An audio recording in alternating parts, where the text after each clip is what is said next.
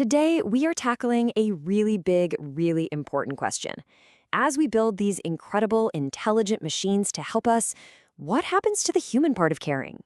We're diving into this idea of the dehumanization of care, this moment when the algorithm might just start to overshadow the soul. And to really set the stage, let's start with this quote from our source material.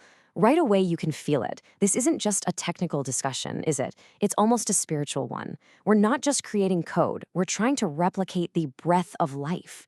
What a fascinating way to put it. And that leads us right to the heart of the matter. For all of human history, when we've needed comfort, we've reached for another person. So what happens when that helping hand is made of circuits and wires? That's the real tension we're going to explore. Okay, but before we get into the potential dangers, we have to acknowledge why this is also tempting in the first place. To understand the risk, you've got to appreciate the reward. And the promise of AI in care is, well, it's massive. I mean, just think about it for a second. A caregiver who never, ever gets tired. A support line that's there for you instantly, 24/7. And get this, algorithms that might be able to predict a mental health crisis or physical illness before it even strikes. This isn't just a cool idea. This is the incredible future that's being built as we speak. But, and there's always a but, isn't there? With every bright promise, there's usually a shadow lurking somewhere. Now we're going to pivot to what our source calls the ugly truth, the potential illusion hiding behind all this amazing efficiency. And the most obvious place you see this is in a hospital setting. AI is absolutely transforming the technical side of healthcare. It's revolutionizing everything from diagnosing diseases to just managing the mountains of paperwork. In terms of sheer speed and accuracy, it is an absolute game changer. Let's get specific. We're talking about AI that can spot a tumor on an MRI that the human eye might miss, chatbots that can instantly figure out who needs to see a doctor first, cutting down on wait times, and treatments that can be tailored right down to your unique genetic code. I mean, on paper, it sounds like a perfect system. And boom, here it is. This is the paradox at the very center of our discussion. In our quest to make the system of care perfect and efficient, we might accidentally be stripping out the very thing that makes it healing, the messy, flawed, but deeply human connection with another person. It's the difference between being processed and being truly seen. And this idea, it stretches way beyond the walls of a hospital. AI is now being designed to solve one of the deepest human problems there is, loneliness. So we're moving from just clinical care to very personal, digital companionship. So this brings up a huge question. Is an AI companion actually a bridge to real connection?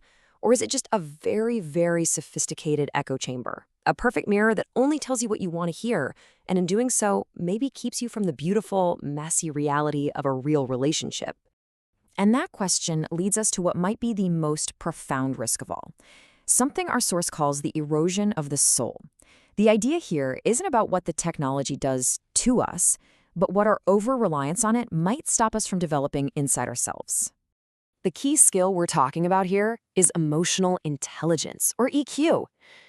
It's our ability to navigate the complicated, unpredictable world of human feelings, our own and other people's. And here's the thing, it's not something you're just born with. It's a muscle. You have to work it out to make it stronger. This table really lays out the trade-off perfectly. On one side, you have algorithmic comfort. It's predictable, it's easy, but it can be kind of shallow. It's external. On the other side, you have genuine human empathy. Yeah, it's messy, it's unpredictable, but it's deep. It's a truly shared experience.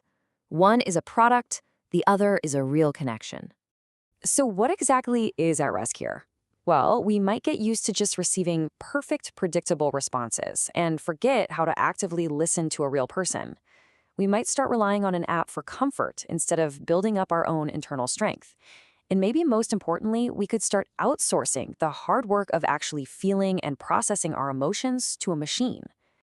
I love this metaphor from the source. Getting a quick, easy, comforting response from an AI, that's like being carried across the river. It's great, you get to the other side, you didn't even get wet. But you never learned how to swim. You completely bypass the struggle that, in the end, is what actually makes you stronger. Okay, so if we're at risk of losing something so crucial, what exactly is it? Let's take a moment to define those irreplaceable human qualities that, at the end of the day, an algorithm just can't reproduce. This quote just hits so hard, doesn't it? It perfectly captures our modern dilemma. We have all these tools for connection right at our fingertips, and yet so many of us feel more alone than ever. We're scrolling in circles, stuck in this kind of digital holding pattern, while the real adventure of human connection is just waiting for us. And this is what truly matters. It's our imperfections, our flaws, that actually invite other people in and create real connection. It's sharing our vulnerability that builds deep, lasting trust. It's that intuitive gut feeling that knows what someone needs better than any data ever could. And, well, love. Love is an energy that you just can't write code for. Now, I know this all might sound a little bit grim, but the goal here is absolutely not to reject technology. So for this last part, we're talking about how to reclaim our humanity, not by smashing our devices, but by learning to use them with real intention, with wisdom. And here's the core idea. AI is a tool. Think of it like a powerful new flame. The point isn't to put the fire out. The point is to become its master, to learn how to use it in a way that serves our deepest human values, instead of letting it dictate those values to us. So how do we actually do this? Well, the source offers these fantastic, practical steps it calls dragon trials. Try dedicating just 1 hour to someone without any digital distractions. Actively look for the human story behind every interaction you have. Write an actual, physical, handwritten note to someone. And maybe the most important one, just start to notice when you reach for your phone to avoid a difficult feeling. That awareness, that's everything. And this final piece of wisdom just brings it all home. The AI isn't the problem. It's a mirror. It just reflects back what we ask of it. The real work, the important work, is internal. We have to tend to our inner garden, actively choosing to cultivate real connection so that those easy weeds of simulated solace don't have a chance to take over. And that leaves us right here. The warmth of a real smile, the comfortable weight of a shared silence with a friend. These are treasures that no algorithm is ever going to be able to create. So the real question this whole explainer leaves us with is a personal one. In this new world we're building, how will you choose to tend your inner garden?